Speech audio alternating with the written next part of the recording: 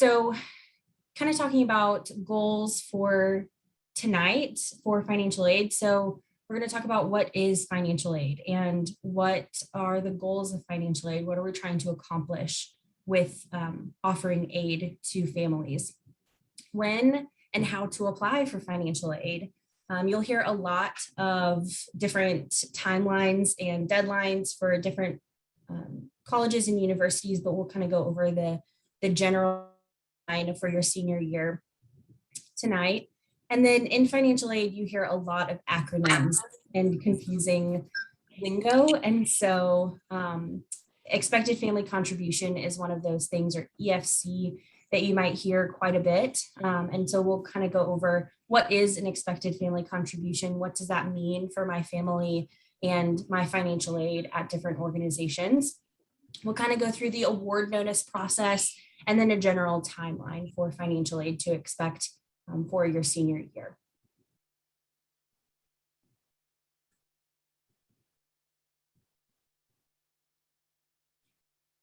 So as I said, the primary goals of financial aid are really fourfold. We're really wanting to, first and foremost, reward students for their achievements in high school. And so one big part of financial aid are scholarships. We also want to evaluate families' ability to pay educational costs. And so this is what we think about when we talk about financial aid a lot, are those need-based components of that. So we want to find kind of an equitable way to evaluate families' ability to pay for educational costs, and then see how us as an institution can make up some of that need that families have. Also, with distributing limited resources, we want to really be equitable in that. And so figuring out families' needs are going to help us as an institution figure out how to best distribute those resources that we have and make our institutions a reality for students and families. And then really just providing a well-balanced notice of financial aid that includes, all of those types of financial aid. So some scholarships, some grants, that's money that you don't have to pay back, educating you about loans, and then additional work opportunities potentially on campus as well. So for types of financial aid, as I mentioned just earlier, we have really 4 main buckets of financial aid. So really what your main goal should be throughout this entire financial aid process should be going for those first 2, scholarships and grants. That's the money that you don't have to pay back. So those are really the good ones to look out for when you're kind of going through this process. Scholarships are going to be those that are awarding or rewarding those students for maybe some academic accomplishments. You're looking for those merit-based scholarships, talent-based scholarships, maybe some athletic scholarships, things like that.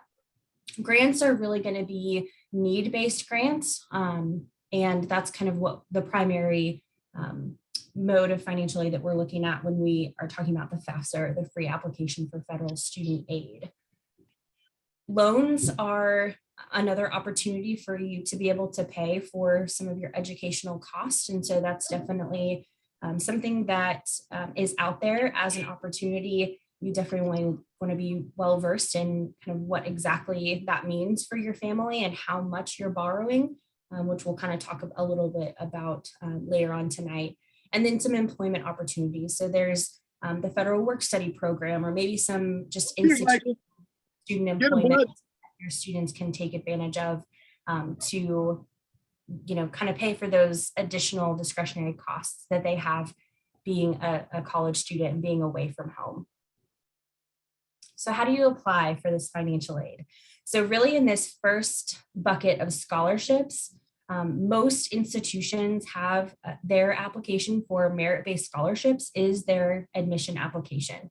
So this is one big question that you want to ask when you're applying to schools is there a separate application for merit-based scholarships than the admission application? A lot of them have consolidated that. So if you apply for admission, they just automatically assume that you want some scholarship as well. So there's that admission application and that your kind of GPA, ACT, maybe SAT scores that you have submitted as part of your admission application to consider you for those merit-based scholarships as well.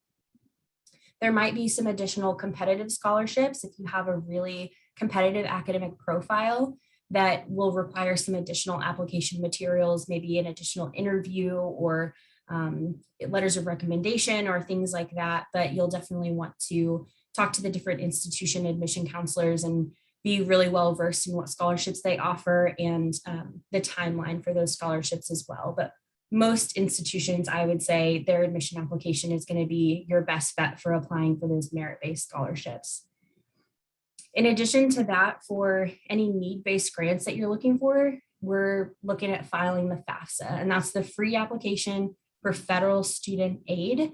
And this will determine your federal aid eligibility for loans, for federal student loans and for grants like the federal Pell Grant and the SEOG grant. This will also help the institution figure out if you are eligible for any of their institutional need-based aid. So the FAFSA will spit out what we call an EFC. I touched a little bit on that earlier, and we're going to go into a little bit more depth in how that's calculated. But that's your expected family contribution, and that's what schools will use to determine your need eligibility for any institutional aid as well. Above and beyond that, some institutions might ask you to complete the Css Profile. And I would say this is kind of few and far between schools that ask students to complete this, but this is a little bit more in depth than the FAFSA. It does involve a fee, and so you'll pay $35 to file that, but it'll give the institution a little bit more clarity as to what that financial situation looks like, and potentially give them a little bit more insight into your financial situation to be able to get you some additional aid. So if you're looking at filing the FAFSA, everything that you'll have to do regarding federal student aid, your FAFSA, your loans, anything like that is going to be on studentaid.gov. And so you'll go to their main website, click apply for aid, and there you'll find the FAFSA. Usually there's 2 FAFSAs open at a time. So right now we're kind of coming up on the heels of the 2022-2023 FAFSA being open on October 1st. So right now, if you were to go to studentaid.gov, click apply for aid, you could only submit the 21-22 FAFSA. And if you're an incoming, or if you're a senior this year, that's not the one that you want to fill out. You want to fill out the FAFSA for your anticipated academic year that you're going into. So for families, most likely here tonight of seniors, you'll want to fill out the 2022-2023 FAFSA once it opens on October 1st. They have a lot of really great resources at studentaid.gov, not just about the FAFSA, but about the entire financial aid process. And so here you can kind of see the steps that they lay out for the financial aid process as a whole. And they also have a lot of really great resources in terms of looking for aid, going above and beyond just filing the FAFSA and getting loans or looking at loan repayment, that sort of thing. They also have an app, which can be super helpful if you're looking, if you need quick access to things. So Federal Student Aid is the app that you'll look for, and you'll log in with your FSA ID and your FSA ID password and be able to view your FAFSA. I would highly recommend filling out the FAFSA for the first time on a desktop computer. Not all of the functionality is going to be there on the app, and so it's much easier first time kind of wading through this FAFSA process if you're looking at the full kind of functionality on a desktop computer, and then kind of looking at maybe updating or viewing your student aid report or things like that on the Federal Student Aid app. Okay, so when should you apply? As I said, the 2022-2023 FAFSA can be completed as early as October 1st. And this you'll be completing in the senior year of high school. And then you'll be completing a FAFSA for each year that your student is enrolled in college. So for seniors this year, as I said, you'll fill out the 2022-2023 FAFSA. And you're going to be using tax information, income information. They call it prior. So 2 years prior to the first academic year that's listed on the FAFSA, that's the income information that you'll be using. So taxes that you should have filed in April, the 2020 taxes will be what you're reporting on the 2022-2023 FAFSA. And then for subsequent years, it'll just be the same. So for your student sophomore year, you'll fill out the 2023-2024 FAFSA with 2021 taxes. It can get kind of confusing if you maybe got a tax extension and you're still filing those, especially with the pandemic and extended timelines and things like that. But you'll just work with your institution's financial aid counselors to be able to kind of wade through what exact information they need and which FAFSA you should be filling out for your student. Most need-based aid, as it says here, is awarded on a first come, first served basis. So we always recommend to families get on FSA or studentaid.gov and fill out that FAFSA as soon as possible after it opens on October 1st. So getting in there and kind of getting it off of your to-do list and just getting it submitted will help you with kind of peace of mind moving forward in the process, knowing that everything is kind of in the institution's court then, and they're not waiting on any additional information from you to be able to generate those award notices and get you what your bottom line is going to be at those different institutions. So that's important, like I said, just for your peace of mind to know that you've done everything that you possibly can to make yourself eligible for financial aid. Schools will determine their priority deadlines. So you'll definitely want to ask as you're kind of moving through the process, what are your priority deadlines for scholarships? What are your priority deadlines for need-based aid? Some schools will offer you an additional grant just for filling out the FAFSA by a certain date. So if schools do have priority deadlines like that, that's something that you'll definitely want to get on your radar so that you have a timeline moving forward in the fall, making sure that you're optimizing that amount of financial aid that you can get. As you're filling out the FAFSA, we highly recommend that families use the IRS data retrieval tool. So this is a tool that will allow students and parents to just automatically download tax information from the IRS into your FAFSA. So there are some things that might make you ineligible to use the IRS data retrieval tool, but by and large, families are going to be eligible for that. It can be really helpful once,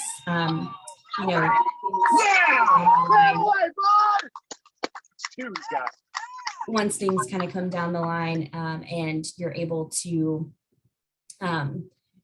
see your award notices. There is something called verification where the federal government flags FAFSAs for some additional information that they just need to verify the information that you put on your FAFSA, and the IRS data retrieval tool gives you a leg up in that process as well because it comes straight from the IRS. There's much less likelihood of errors coming in. It's not impossible to do it manually. That's definitely something that a lot of families do if they have kind of a complicated situation, but just something to kind of keep on your radar that this is the preferred method of filling out that tax information. So what you can do now, since we're, like I said, right on the heels of October 1st, and you can't fill out the FAFSA quite yet, but you can create your FSA ID. So your FSA ID is basically your login into studentaid.gov, and it allows you to sign your FAFSA. So the student will have an FSA ID, and each parent that's listed on the FAFSA will have additional FSA IDs specifically tied to them. So every time your student submits the FAFSA, the student will have to sign and a parent will have to sign that's listed on the FAFSA. So you can go ahead and create those FSA IDs, just make sure to keep them in a safe space and remember those because that's how you're going to be able to get into your FAFSA. If you have multiple children in school and you're filling out the FAFSA for multiple children throughout the years, your FSA ID parents will remain the same, and each student will have to create their own FSA ID as they complete the FAFSA separately each year. So if you have 2 students in college Parents, you'll have the same ones to be able to sign both of your students' FAFSAs, but they'll have separate FSA IDs, and you'll have to file separate FAFSAs for each student. You can also utilize the FAFSA practice tools out on studentaid.gov. So they do a really good job of kind of laying out all of the information that you're going to have to be asked and have to input on the FAFSA. And so you can kind of go and read up on if you have kind of a complicated situation that's not very cut and dry, that you kind of have concerns or worries about, you can go out there and use those FAFSA practice tools to be able to kind of fly through it once it does open on October 1st. And then we highly recommend students to also utilize net price calculators. So net price calculators are actually mandated by the federal government to be on all institutions' websites that offer federal financial aid. And so you are able to go out there and with a few clicks, add your information in there, add in your ACT, if applicable, your GPA, some identifying information about yourself. You have the opportunity to disclose some need-based factors as well.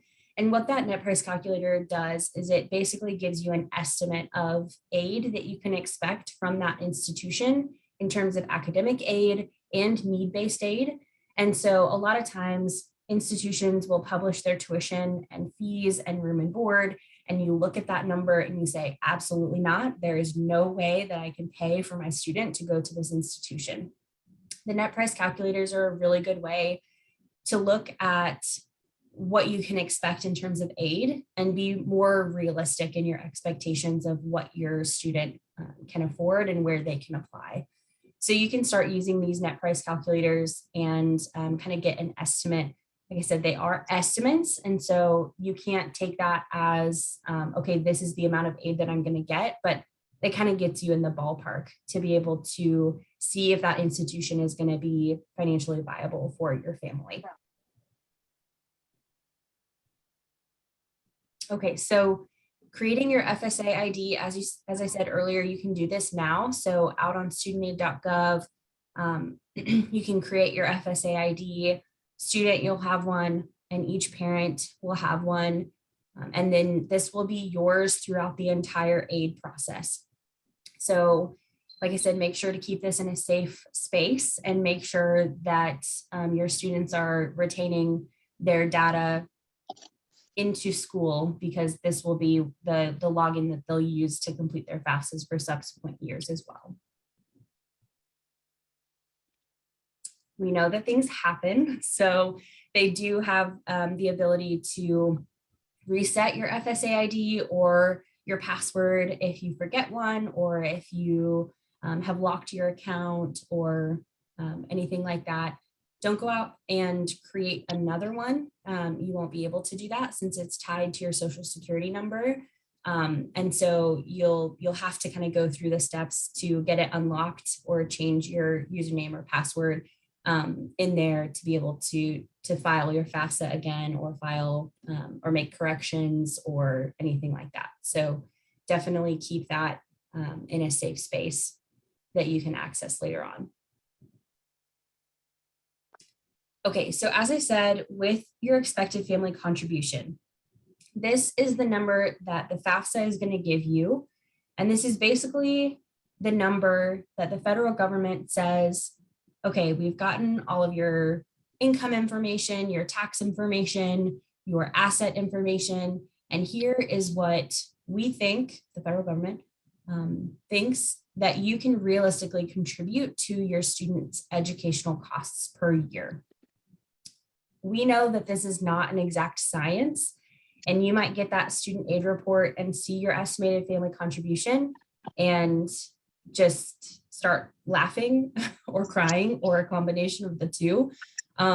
We know that it's not a perfect science, like I said, but this is what we use to be able to determine need. And so all of your federal money will be tied to this EFC, and all of your institutional aid will be tied to this expected family contribution as well. It can change from year to year, but it's unlikely to change dramatically unless there is a big change in your household, like there's a divorce or a separation, a parent loses their job, there's a death in the family, things like that can impact your expected family contribution. Also, the number of people in your household and the number of people in college can affect your estimated family contribution as well. So if you have twins or triplets, or you just have multiple students in college at the same time, you'll see that EFC fluctuate a little bit based on what the federal government thinks you are going to be able to contribute to each student's education.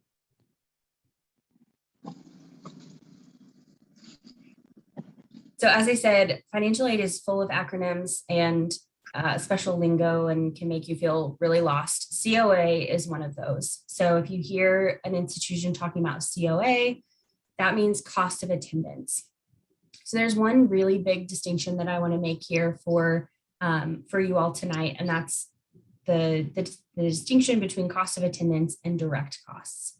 So typically what you see as a university's direct cost is tuition, fees, and room and board if your student is planning on living on campus. This is your direct billable cost. So these fees will go through your student account and be directly owed to the institution. Your cost of attendance will add in these other categories like books and supplies, transportation, loan fees, and personal expenses or miscellaneous. These are basically your maximum budget for a college student. So additional things that you definitely have to factor in when you're talking about the cost of an education. We build these up and we report our federal cost of attendance to the federal government because this is your maximum amount of eligibility that you have to take out loans or receive aid up to. So we know that being a college student is not just paying tuition, paying your fees, paying room and board, and that's it. You're away from home. You're potentially commuting to and from home. You definitely have book fees each semester that you have to take care of. If you're taking out loans, have to think about loan fees and factor that into your cost of attendance. And then personal expenses, things like running to Target and getting shampoo and conditioner and toothpaste that you don't really think about because you're, living with your parents right now, but on your own, you have to find a way to pay for those things. And so, like I said, this is your kind of maximum budget that you'll be able to take out loans or receive aid up to. So that's a really big distinction because a lot of universities will put cost of attendance on their award notices. And so you might be looking at an institution's fee page or website and think, okay, $50,000 for tuition, fees, room and board. And then you get that award notice and it says $66,000. And you're like, whoa, where's this 6,000 or 16,000 difference coming from? That's those additional cost of attendance components that are added in to be able to give your student a little bit of wiggle room in terms of loan eligibility and aid eligibility. The big idea here is that your need varies based on the cost of the institutions that you're looking at. So if you think about number one here being four-year private institutions, number two being four-year public institutions, and then number three being community colleges in terms of cost. And then you take out your expected family contribution from that cost, you're going to have a different amount of need at these different institutions. And so this is what we mean by your need varies based on the cost of the institution. Okay, so as I promised, this is our one St. Louis University tied slide, just to give you an idea of what you can expect in terms of these scholarship opportunities at four-year private institutions. So as I said, merit-based awards are likely going to be based on your application for admission. A lot of these are just automatic based on your GPA and ACT. If schools are accepting ACT or SAT scores, it could be just based on your GPA if they're test optional. At St. Louis University, we offer these merit-based scholarships on a sliding scale from $10,000 to $25,000 a year. And typically these scholarships are for 4 years, and they do have some different GPA requirements or maybe community service requirements or things like that for your student to be able to retain those for all 4 years. There's also, as I mentioned, some competitive scholarships that we offer. So our presidential scholarship, that's full tuition. So for this year, for instance, it would be like a $44,000 award for your student. This does require an additional application and some additional components there to be able to be eligible to apply for that. And it has a December 1st deadline. So again, all schools are going to have slightly different timelines in terms of application, scholarships, aid, programs, things like that. But you'll definitely want to be on top of those timelines and deadlines to make sure that you're not missing any of that throughout the fall and spring.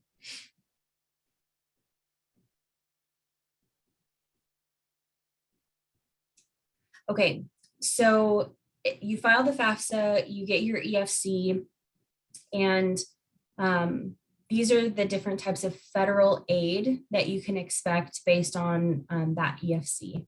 So if you're within a certain range, you can qualify for a Pell Grant. Typically, the maximum Pell Grant is about $6,500 a year. And that kind of goes down on a sliding scale, like I said, based on your EFC. The federal Supplemental Educational Opportunity Grant, or the SEOG grant, that is basically a certain allotment that the federal government gives to institutions. And so this is a little bit more rare for students to be able to qualify for, just because there's a lot of other students competing for that limited amount of money. So you might see this SEOG grant go to very, very needy students, like an EFC of 0, and they might run out of funds even for 0 EFCs if you don't file the FAFSA before a certain date. So this is another one that you'll definitely want to ask the different institutions that you're applying to and see if they have a FAFSA priority deadline for need-based aid. And then federal work study. So federal work study is a student employment program that basically allows students to earn a certain number or a certain amount of money over the entire academic year. And so for most aid, Pell Grant, this SEOG grant, your loans, your scholarships, those are going to pay in a lump sum each semester when your bill is due. But for federal work study and for student employment opportunities, these are going to be an opportunity for your student to go out and find a job on campus and then earn that money as they go. And so this federal work study money will come to them biweekly in the form of a paycheck that direct deposits into their account. And then they have the autonomy to be able to put that towards their direct cost if they still have a balance in tuition, room and board, or fees, or they can use it for some of those other cost of attendance components like miscellaneous personal expenses, transportation, books, supplies, anything like that. So it's just an additional opportunity for your student to make a little bit of extra money and have a job on campus, which is super nice for students. You don't have to commute to a job. You don't have to worry about working during a school break or things like that. So it can be a great opportunity for students looking to make a little bit of additional money. Okay, so the dreaded topic of loans. So your FAFSA is also going to determine eligibility for your direct subsidized loan.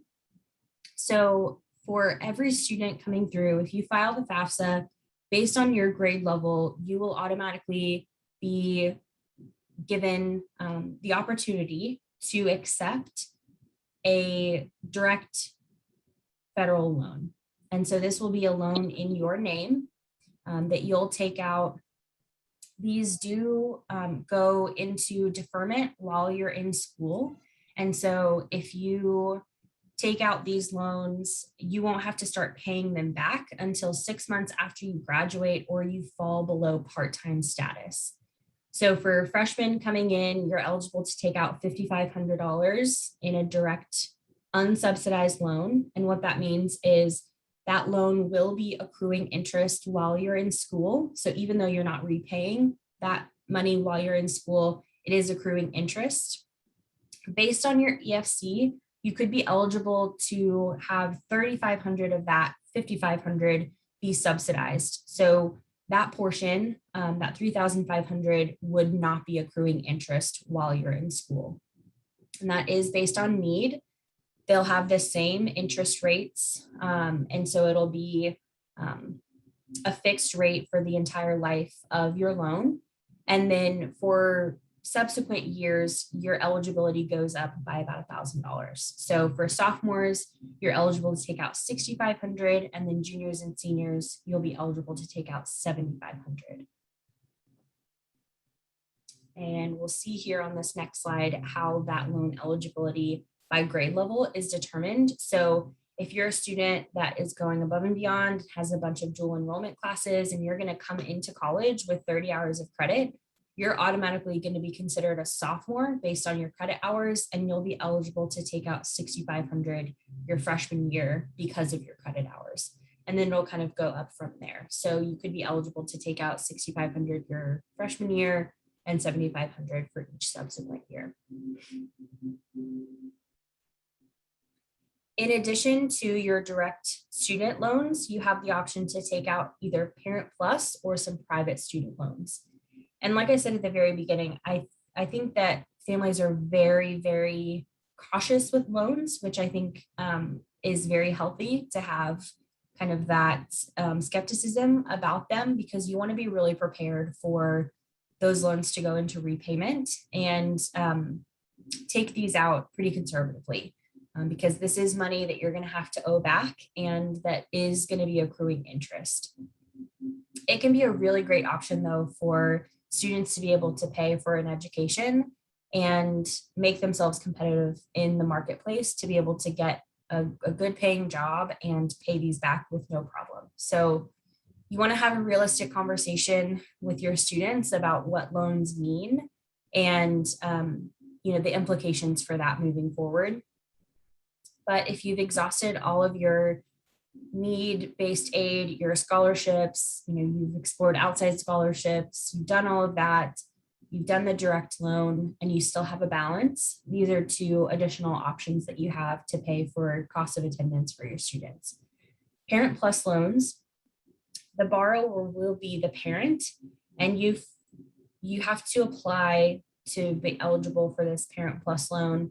It is based on creditworthiness, and you'll apply via studentaid.gov with your FSA ID. So that's another thing that kind of lives on that federal site that you'll want to keep that FSA ID handy for. There is an origination fee, so you'll basically have to bump up the amount that you're seeking for to account for those origination fees. And then loan repayment for the Parent Plus loans will kick in 60 days after that money is dispersed. So these will go into repayment while the student is still in school. There are options to delay that repayment. So you can basically put it in forbearance, and that is just a box that you check on the application for the loan. So that's something to keep in mind as well. If you don't want that to kick into repayment until after your student is out of school, just check that box and you won't have to worry about it. And then there's private alternative loans that will be in the student's name, but most of those private loans, if not all of them, will require a creditworthy cosigner. And so if you are a parent who is kind of giving your student the responsibility to pay for their education, then they might need to, at the very least, have you as a cosigner on a private or alternative loan. There are some loans with pretty quick cosigner releases. And so that's definitely something you'll want to see in the fine print too. If you're a parent who's kind of giving their student the responsibility to pay for their own education. But you do want to kind of help them out by getting some private loans, and you are going to serve as a cosigner for them. There is one, as soon as 12 months of making on-time payments, you can be released as a cosigner, and then it's all in your student's name. So definitely things to think about when you're thinking about taking out loans and paying for cost of attendance and that sort of thing. As I said, I think it's very healthy to have a certain amount of skepticism towards loans. And so to kind of put this into perspective for you, in terms of federal student loans, so those direct loans that are in the student's name, the rate this year is 373, and you can see the historic rates in yellow right below it. A standard repayment term for student loans is 10 years. And so if you take out $10,000, you're basically looking at a $100 monthly payment for the life of that loan. So when we're talking about repayment, we're not just talking about for 1 year, we're talking about for paying for an education, which is typically 4 years. So if you're looking at that bottom line and saying, okay, we have a $10,000 gap after all of our financial aid, we're going to take out $10,000 in loans. That's just for that year. And so over the course of 4 years, you will have taken out $40,000 in loans. You're looking at a $400 monthly payment. And that's something to think about right now before you think about anything else is, how are we going to pay for an education? And then you can see kind of the rates for the PLUS loan and then any private or alternative loans. That private student loan interest rate typically has been around 10%, but we're in really good interest times right now. So it could be a little bit lower based on the terms of your loan. But you can kind of see how interest rate factors really largely into what your monthly payment looks like and how much you're going to owe, not just principal, but interest as well. So after you filed the FAFSA, you've gotten admitted to your institutions that you're looking at attending for next year, your schools are going to send you award notices. So this basically is going to outline their full cost of attendance and any scholarships, grants, loans, work opportunities that you've qualified for based on your application for admission and your FAFSA. Typically, these are going to start going out December, January, February time to really give you all of the information that you need to be able to make a really informed decision come May 1st, which is National College Decision Day. So each institution is a little bit different in how they send out these award notices.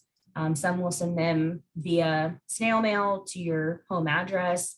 Some will just send them electronically to the students. It just kind of depends on the institution. And so these are definitely something that you are going to want to keep an eye out for as you start narrowing your list and get admitted to institutions and start looking at the bottom line, what your education is going to cost.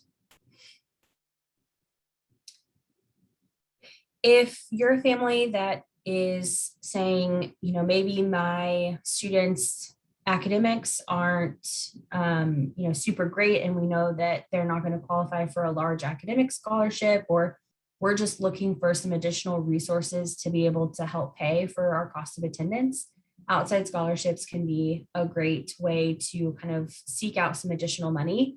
And right now are a good place to kind of focus your energy, because these outside scholarships likely will go to any institution that you're deciding to attend. So those competitive scholarships at specific institutions can be really worthwhile if you're going out for a full tuition scholarship or something like that, but that's just at that institution.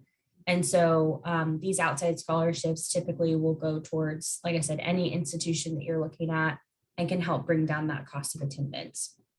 If you're a family that's been saving for a while and you have a 529 plan, great. Most institutions will work with your 529 provider to be able to send those funds directly to the institution, or have the institution send an invoice and send those funds So you'll just want to contact your provider with exactly what they need from the institution that you're planning on attending and how they plan to get those funds to the institution to cover your student's balance.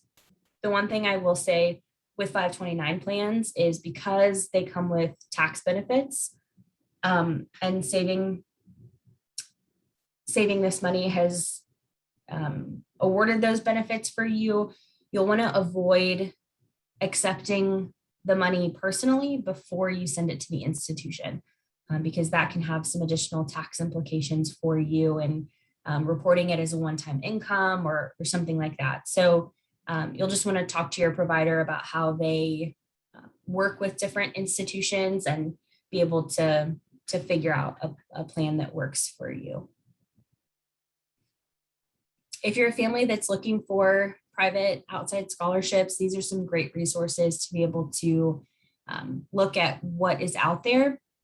My Scholarship Central and Missouri Loan and Scholarship Foundation are two that we really like to highlight because those are for Missouri students. And so definitely focus on the applications that you think will have a smaller pool. These FastWeb, College Board, Sallie Mae are nationwide resources. And so they'll have a larger pool of students competing for these scholarships. So anything you can do to kind of cast the net a little bit smaller and be able to give yourself a good chance of getting some additional money, that's what you'll want to do. Okay, so at the end of the day, you have your cost of attendance for any institution that you're looking at, minus aid. So this is your merit-based aid, your scholarships, your school need-based money, your federal need-based money, loans, any outside scholarships that you qualified for, federal work study, anything like that. And at the end of the day, you're left with your remaining balance. So really, there are only 3 ways to cover the balance at the end of the day. One, you can put it on a payment plan. And so a lot of institutions will have kind of an interest-free option that you will basically be able to just break your final remaining balance into multiple payments throughout the semester. This is also helpful for families that are wanting to do payments from a 529 or college saving plan to kind of break up those payments and kind of defer them throughout the semester. St. Louis University has 2 different payment plans that families can take part in. One is a 1% interest plan, and one is a $75 one-time fee, enrollment fee plan. So you can take part in either of those. And then additional opportunities are the Parent Plus loan that we discussed. The parent is the borrower, taking out money to help their students' cost of attendance, and then private student loans. So those private or alternative student loans that would be in your student's name that would likely have a parent or some creditworthy cosigner.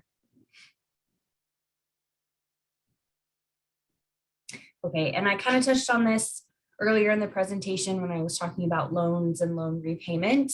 But we always say the best financial plan is a good academic plan. So if you think about over the course of 4 years, you're going to have 8 semesters.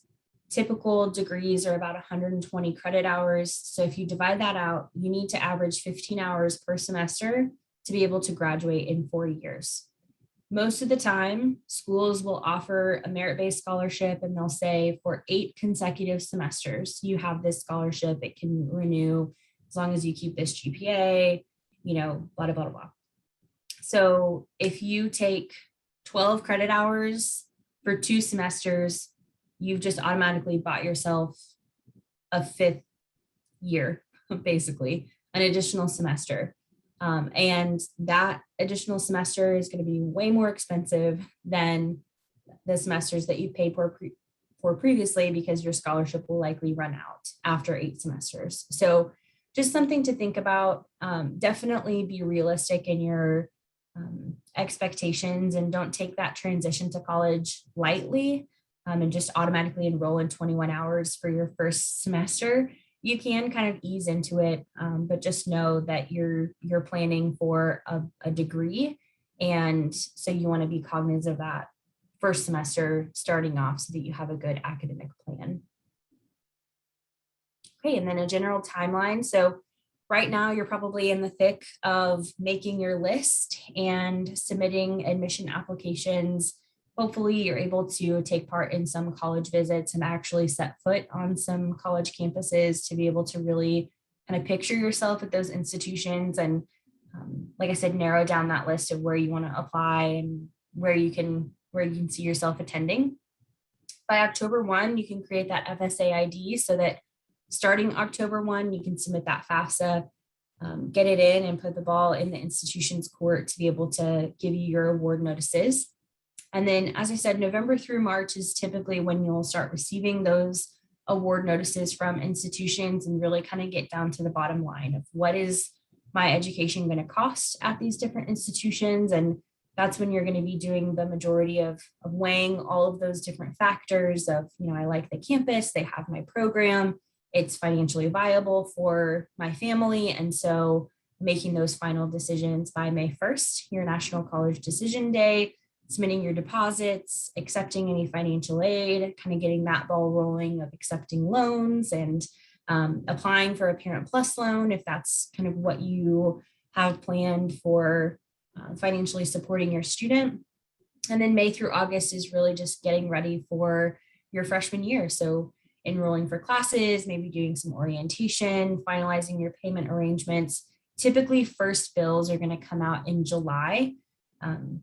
And so that's something to anticipate going into August. I think that takes some families by surprise because they have so much else on their plate trying to get their freshmen ready for move-in and orientation and registering for their classes and all of that sort of thing. But you'll want to be ready come July to kind of anticipate that bill and start payments getting ready in August.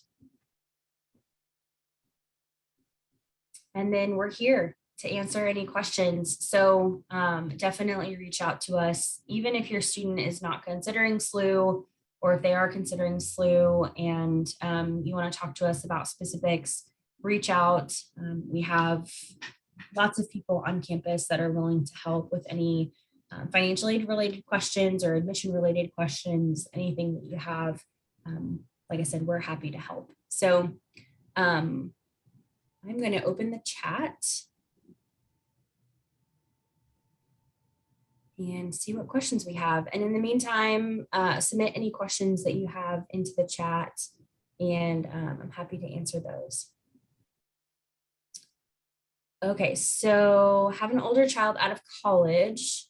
Does the FSA ID apply for this? Yes, so you'll use the same FSA ID that you used for your older child on your younger one coming into the process. So yeah. Does the FAFSA work with taking a program online? So you'll definitely want to reach out to your institutions that you're interested in. Typically, if you're paying tuition, even for an online program, you are able to accept some financial aid with that. And so, like I said, I would reach out to that institution and see what their specific parameters are for financial aid, but likely you'll be eligible to fill out the FAFSA and receive some federal aid, if not just applying for loans and getting some loans to help with your program.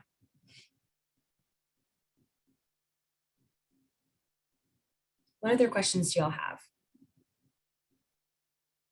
Like I said, I know it's a really daunting process. It can be really confusing if you don't do this every single day. So let me know what questions you have.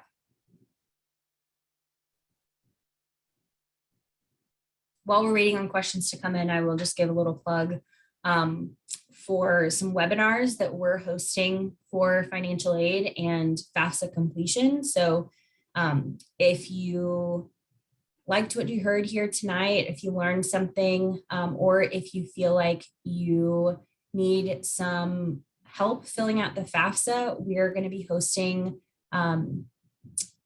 some financial aid and some FAFSA webinars in the future. So I will pop a link in the chat here for those webinars that you can register for and learn a little bit more. Okay, so trade schools, yes, you can receive financial aid for trade schools as well. So again, you'll just want to reach out to that institution and see if they have any specific timelines or deadlines that you need to be aware of. But then you can file the FAFSA and be eligible for federal aid there. So if you don't know your FSA ID because your older child is a lot older and you haven't been through the process for a while, there is a way to recover your FSA ID and your FSA ID password. So you'll just want to go to studentaid.gov and there's a search bar there that you can basically say unlock my FSA ID, and you'll be able to put in some identifying information, your social security number and things like that, and unlock your account there. Yeah, so this is a great question. Are there typically jobs on campus that students can get, or are all those jobs only for federal work study? So there are some positions on campuses that are going to be reserved specifically for federal work study students. And that's because basically office budgets, the money has to come from somewhere. And so if you're a federal work study student, that money comes from the federal government. And so that allows offices on campus to be able to take on more student workers because that's not coming out of their operating budget. There are offices on campus that have student employment opportunities that you don't have to be eligible for federal work study. So absolutely, there are opportunities available there, and every school is a little bit different in how they post those opportunities, but typically they'll have like a job posting board on their website that will allow you to go, and it'll pretty explicitly say student employment opportunity or federal work study position. So you'll be able to kind of tell the difference as you're applying for those different jobs. But yeah, that's a great question. What else?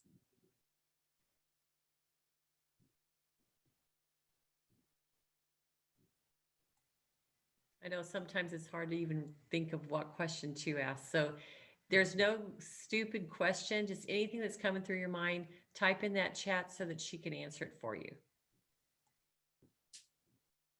And I'm going to stop sharing my screen so that I can get a few links for y'all to be able to get to our webinars and that sort of thing. But keep sending in those questions.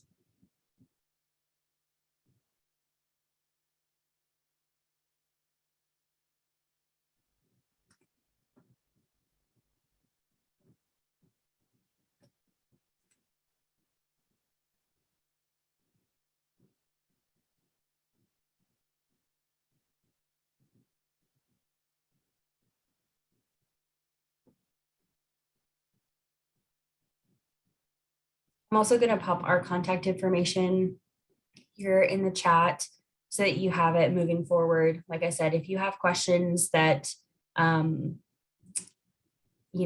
up 5 minutes from now, just shoot us an email and we'll be able to help you out.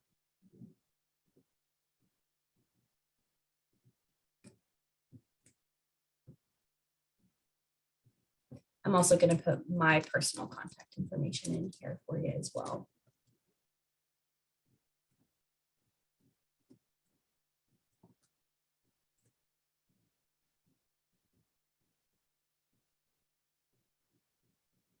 Okay, well, I'm not seeing any additional questions and I want to be respectful of y'all's evenings. So my contact information is in the chat. Our financial aid contact is in the chat. So please don't hesitate to reach out. And I hope y'all learned something new tonight. Like I said, I know it's a lot to process, but we're here to help. And I'm sure Mrs. Cook is here to help. And, we can get you where you need to go. So thank you all for spending your evening with us. Thank you so much, everybody. And thank you, Hannah, for doing this for us. We really appreciate it. Absolutely.